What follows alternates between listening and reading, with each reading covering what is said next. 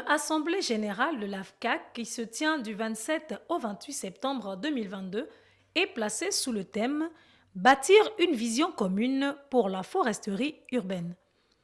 La foresterie urbaine est une notion que les spécialistes et les experts en environnement maîtrisent parfaitement au regard de la qualité de la profondeur des exposés en commission lors de ce conclave de Libreville. Mais cette notion peut paraître ambiguë et étrangère à de nombreux participants partant aux populations de la capitale gabonaise. Il est donc indiqué, voire nécessaire, de définir et de cerner les contours et les acceptions auxquelles renvoie ce concept afin que le commun des mortels se l'approprie.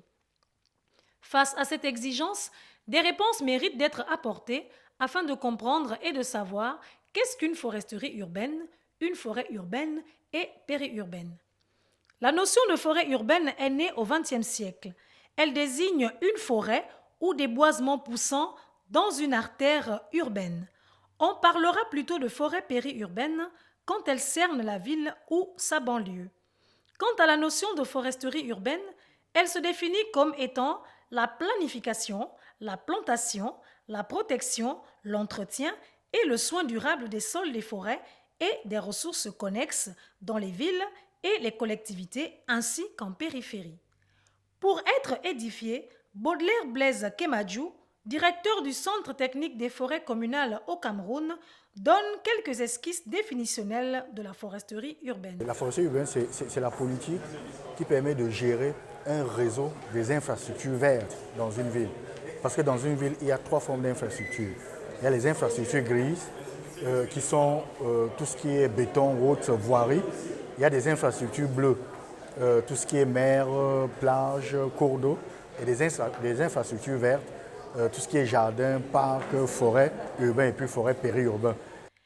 Il va plus loin en présentant les objectifs de la foresterie. Et la foresterie urbaine donc, consiste à gérer donc, toutes ces infrastructures pour pouvoir répondre à plusieurs objectifs. Déjà pour le bien-être des populations, parce que la foresterie urbaine a aussi une valeur de thérapie, c'est médicalement reconnu.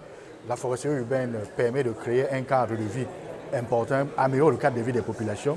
Il y a une valeur économique de la foresterie urbaine, parce qu'à travers la foresterie urbaine, vous pouvez développer une chaîne de valeur économique autour de cette forêt. Et aussi, pourquoi? Parce qu'on sait bien aujourd'hui que l'arbre, c'est un réfrigérateur naturel. Donc ça permet de baisser le coût de consommation de l'énergie. Et aussi, il y a des activités économiques qu'on peut développer autour des forêts urbaines ou bien des forêts communales.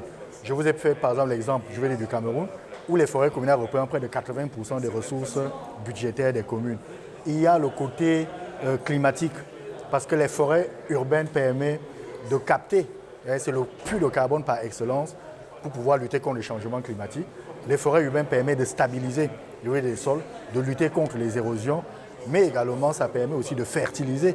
Il y a certains arbres qui contribuent à fertiliser de sols dans des zones sahéliennes. Les collectivités locales et les populations peuvent jouer un rôle important en matière de foresterie urbaine. C'est pour dire que cette forêt urbaine, aujourd'hui, n'est pas une préoccupation des élus locaux parce qu'ils ont d'autres priorités.